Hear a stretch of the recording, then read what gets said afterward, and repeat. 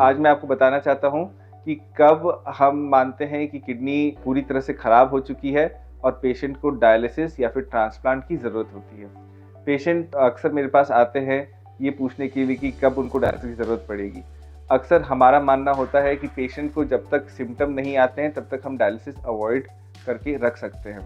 Patients को जब uraemia के सिम्टम्स आते हैं तब हम डायलिसिस की तरफ या ट्रांसप्लांट की तरफ उनका प्रोत्साहन करते हैं।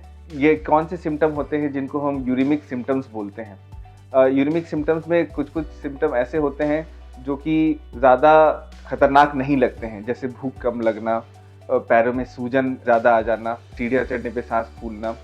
और कभी-कभी यही सिम्टम ज़्यादा सीवियर हो जाते हैं, जैसे सांस का फूलना बहुत ज़्यादा बढ़ जाना, रेस्ट में भी सांस का फूलना, लेटने पे सांस का फूलना बढ़ जाना और खाना बिल्कुल नहीं पचना, बार-बार उल्टी आना।